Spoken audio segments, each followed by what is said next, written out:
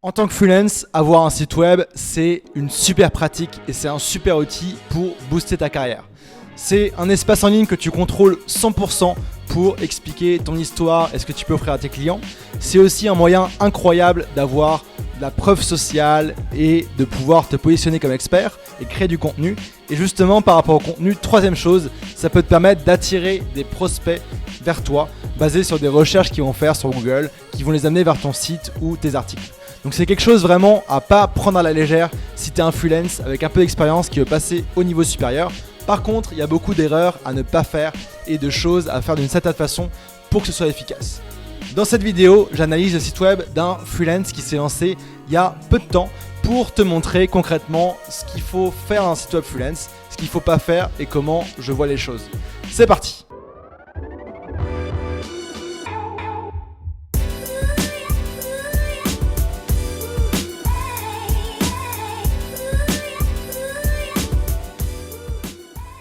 Si ce n'est pas encore fait, je t'invite à t'abonner à ma chaîne YouTube et à cliquer sur la petite cloche pour être sûr de rater aucun de mes conseils sur le freelancing, le nomadisme et tous mes conseils pour avoir une vie de liberté. Alors bienvenue sur le site de Mathieu qu'on va analyser aujourd'hui ensemble. Donc d'abord Mathieu, pour vous le dire, il m'a donné son accord, il n'y a pas de problème, on se connaît personnellement. Et donc je vais analyser le site web de Mathieu en passant step by step. Donc déjà on arrive sur le site. On voit qu'il y a un certain travail sur le branding, etc. qui a été fait. On voit qu'il a un logo, qu'il a un favicon, qu'il a des couleurs, etc. Donc ça c'est cool et déjà ça fait très pro. Ensuite, par rapport aux couleurs, j'aurais tendance à dire qu'elles sont un petit peu ternes. J'avais une couleur qui ressemblait à ça d'ailleurs avant. Mais Mathieu est dans le milieu médical, comme on va le voir, et donc les couleurs ne me dérangent pas trop, c'est plus personnel. En tout cas, hyper intéressant d'avoir directement une photo pro de Mathieu. On voit qui il est, il sourit, on a envie d'en savoir plus. Ensuite, ce qu'on voit très rapidement, c'est qu'il y a un slogan sur son site. Donc il y a son nom et il y a un slogan sans l'humain, la technologie n'est rien. C'est un bon slogan, une fois qu'on sait ce qu'il fait, mais j'aurais tendance à dire que ici, c'est pas forcément le bon endroit pour mettre le slogan. Quand on arrive là en tant que prospect, on se met toujours à la peau des prospects potentiels qui voudraient être avec Mathieu. On a envie de savoir concrètement, ok, qui est Mathieu, qu'est-ce qu'il fait, pour qui, comment est-ce qu'il peut nous aider. Donc là, je mettrais plutôt la proposition de valeur du freelance qui est j'aide les X à Y grâce à Z. Donc là, peut-être que cette partie-là, c'est vraiment plus sa différenciation, donc peut-être le Z dans la phrase que je vous ai dit, mais en tout cas je ne le mettrai pas forcément comme ça en grand. Ensuite on voit qu'on a un appel à l'action directement dans Above the Fold, directement dans le premier écran. Ça c'est intéressant. Par contre là on voit que Mathieu nous propose directement un outil de management de projet. Si on se met dans la peau d'un prospect qui arrive sur le site, on ne connaît rien sur Mathieu. Pourquoi est-ce qu'on a téléchargé un outil de management de projet alors qu'on ne sait pas encore ce que Mathieu fait? Donc, vous l'aurez compris, ce bouton-là, cet outil, très bon lead magnet, ça va permettre de transformer les visiteurs d'un site ou de toute autre plateforme en abonnés email et ensuite de commencer à leur envoyer des emails pour le contenu qu'on va créer avec peut-être des appels à l'action pour réserver un appel, etc. Mais en tout cas, là, c'est trop tôt. On ne sait pas encore qui est Mathieu et ce qu'il fait. Donc dans ce cas-là, moi je recommanderais plutôt un appel à l'action qui fait descendre sur la page pour voir un petit peu que fait Mathieu, qui il est et qu'est-ce qu'il peut nous proposer. Donc quand on descend, on voit qu'on a un menu qui apparaît par ici, dont on va parler par la suite. Et puis toujours par rapport à ça, là ça nous fait descendre sur la page, c'est ça, mais ça nous envoie directement vers un formulaire qui est assez compact et qui donne pas forcément envie. Surtout qu'on ne connaît pas encore Mathieu. Donc ça, je changerai tout ça, j'enlèverai ce formulaire-là et je ferai plutôt descendre sur la page. Par exemple, un bouton qui dirait découvrez ce que je peux faire pour vous. Avec la phrase de proposition de valeur en haut, ce serait déjà plus puissant. Ensuite, on voit que là, on arrive sur la section à propos de moi. Donc il y a une phrase, j'accompagne les professionnels du secteur médical dans leur projet numérique. Donc ça c'est la proposition de valeur de Mathieu, de ce qu'on comprend. Donc ça je le mettrai ici avec justement sa différenciation. Donc que ce soit basé sur son slogan ou que ce soit basé sur ce qu'il fait et la façon dont il fait, peu importe. Mais en tout cas je mettrai tout ça à différentes places. Après on remarque qu'à propos de moi, il y a juste cette section là. Si on clique ici, ça nous emmène dans une autre page, ce qui est ok, et on va aller voir la page. Mais j'aurais besoin qu'il y ait plus d'infos sur Mathieu directement sur cette page d'accueil dans cette section-là. Parce qu'il faut qu'il me donne envie de cliquer pour aller découvrir son parcours. Et déjà que sur la page d'accueil, je puisse voir un minimum qu'est-ce qu'il fait, pour qui, etc. Donc voilà par rapport à ça ce que je vous dirais. Donc on va aller quand même visiter la page puisqu'on suit le site. Donc si on arrive sur cette page là, on voit d'ingénieur généraliste à consultant digital, spécialiste domaine médical, voici mon parcours. Ok, donc ça, la partie médicale, c'est intéressant. On la retrouve ici et là on voit directement un petit peu le parcours de Mathieu en une phrase, très cool. L'image aussi, ça montre un petit peu la personnalité de Mathieu, souriant, qui invite à découvrir un petit peu plus. Après, l'image prend un peu trop de place sur cette page-là, mais ce n'est pas le principal sujet de mon analyse. Donc je diminuerai un peu l'image, je la changerai. Petit texte où il présente un petit peu ce qu'il fait. Et puis après, on voit différentes sections. Mes études, mes stages, mes missions de conseil, mes certifications, mes engagements. Donc là, c'est super intéressant qu'il ait fait ça un petit peu comme un genre de portfolio avec différentes choses qu'on peut dérouler. Donc du point de vue d'un prospect, au niveau des sections, moi je mettrais d'abord mes missions de conseil, donc son expérience pro. Ensuite, ses stages. Ensuite, ses certifications qui sont hyper intéressantes dans le milieu dans lequel il est. Et puis ensuite, pourquoi pas une petite section sur les études et une section sur ses engagements. C'est intéressant cette partie-là parce que ça montre que Mathieu, il est impliqué, qu'il est proactif. On voit qu'il fait différentes choses. Il fait du rugby, il est joueur et arbitre.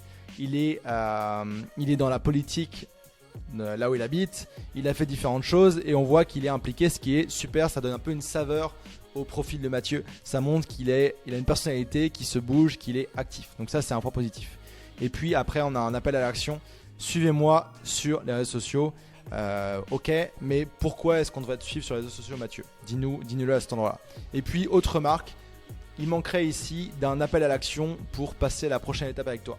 Je pense que suivez-moi sur les réseaux sociaux, c'est pas forcément la prochaine étape que tu veux que des prospects qui découvrent ce que tu fais fassent. Je pense que c'est plutôt prendre contact et justement, on va en parler par la suite on revient sur la page principale du site. Donc là, on voit mes offres de service. On est revenu sur la page d'accueil.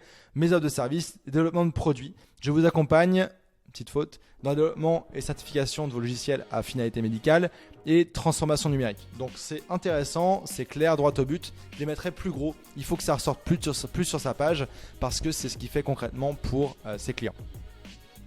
Ensuite, là, on voit un appel à l'action. Pour en savoir plus, nous pouvons échanger ensemble par visioconférence. Programmer une visio et ça m'emmène sur un lien Calendly donc pour réserver directement un créneau avec Mathieu, ce qui est très cool et que je recommande à tous les freelances. Donc ça, c'est très intéressant par rapport à ça. Moi, ce que je dirais, c'est plus concrètement, Mathieu, que tu te dises qu'est-ce qu'on a à gagner en tant que prospect entreprise à faire un appel avec toi. Que tu te mettes toujours dans la peau en fait d'un prospect qui peut-être a des besoins auxquels tu peux répondre. Comment est-ce que tu les fais être inclus dans la discussion et aller à l'étape d'après. Donc très bien cet appel à l'action, mais le positionner plus sur qu'est-ce que concrètement tu peux apporter à ces clients-là. Ensuite, une section « Ils me font confiance » avec des témoignages de pas mal de personnes, hyper intéressant. Et ça, c'est énorme niveau preuve sociale parce que c'est des personnes avec lesquelles Mathieu a travaillé et qui ont été assez contents de leur collaboration pour laisser des témoignages. Peu importe la langue, etc. C'est des noms que les personnes connaissent dans le milieu, j'imagine. Je sais pas, Gerbet, Baxter, etc. Donc c'est hyper intéressant niveau preuve sociale. Et en tant que prospect, ça me plaît. Parce que je vois que ok, Mathieu il a travaillé pour telle boîte. Et voilà ce qu'ils ont eu à dire sur cette collaboration. Je veux la même collaboration, donc j'appelle Mathieu. Et donc là, moi je mettrais aussi un appel à l'action qui emmènerait sur soit la réserve un appel pour vous voulez les mêmes résultats, réserve un appel avec moi ou contactez-moi et puis ça mènerait ailleurs. Donc ça, hyper intéressant par rapport à ça. Ensuite, on voit qu'il y a des articles de blog que Mathieu a écrits sur son domaine. Ça, c'est excellent. Ça permet déjà d'attirer des personnes grâce au trafic, au référencement, si les sujets bien choisis et optimisés. Et de deux, si quelqu'un a envie de découvrir un petit peu comment Mathieu pense, etc., il peut aller lire ces articles de blog qui ont l'air assez détaillés et qui peuvent montrer un petit peu comment Mathieu travaille, c'est quoi ses opinions, c'est quoi ses domaines d'expertise, etc., etc. Donc, il voit qu'il a écrit des bons articles de blog. Il a même fait des schémas aussi, etc. Donc ça c'est top. Et par rapport aux articles, il dit il a un appel à action, contactez-moi par email. Ok. Moi je remettrai un bouton aussi plutôt prenons rendez-vous et discutons de votre projet plutôt que l'outil de management de projet. Ce serait peut-être plus adapté par rapport à ça. On pourrait laisser les deux, mais je pense qu'il manquerait aussi de contact par rapport à ça. Voilà. Par rapport, si je reviens un petit peu sur cet outil de management de gestion de projet, parce qu'on finit la page, il y a juste un formulaire de contact et un bouton prendre rendez-vous, c'est très bien. Si on revient sur cet outil de management de projet, il faudrait, Mathieu, que tu expliques un petit peu qu'est-ce qu'il va nous apporter. Là, j'ai trop peu d'infos pour me dire ok, je vais le télécharger. Il faudrait que, limite, ce que je te demanderais, ce serait d'envoyer les gens vers une page où tu présentes, tu fais la promotion de ton outil de gestion de projet et là, tu demandes l'email des personnes pour qu'ils le reçoivent. Mais là, comme ça, je vois pas pourquoi j'en aurais besoin principalement. Donc concrètement, voilà mon analyse du site web de Mathieu. Vous avez vu un petit peu mes réactions par rapport à tout ce qu'il a fait et mis en place. C'est déjà une super base pour développer son activité. Mathieu pourrait gagner beaucoup à réorganiser un petit peu son site pour que ce soit plus digestible du point de vue d'un prospect qui voudrait éventuellement travailler avec Mathieu. Mais il y a de super bases et puis revoir un petit peu comment gérer son aimant à prospect, son lead magnet pour pouvoir en tirer des bénéfices. Voilà par rapport à ça. Mathieu, je pense qu'il pourrait aussi rajouter plus de preuves sociales. Donc il a des témoignages qui sont intéressants. Ce serait intéressant peut-être de mettre la photo des personnes qui les ont laissées, peut-être un logo de l'entreprise, ça rajouterait plus de cachet à ça. Et peut-être mettre tous les logos des boîtes avec lesquelles il a travaillé, ce serait intéressant. Mettre aussi peut-être plus en avant cette partie mon parcours, donc sur la page d'accueil, mais aussi même dans le parcours. Il pourrait faire des études de cas sur chacun des projets principaux qu'il a menés. Donc peut-être une partie étude de cas ici qui serait intéressante dans son cas. Mais voilà mes remarques par rapport à ça. Donc voilà, c'était mon analyse du site web de Mathieu qui s'est lancé en freelance. Il a déjà de super bases par rapport à ce site web, mais voilà concrètement.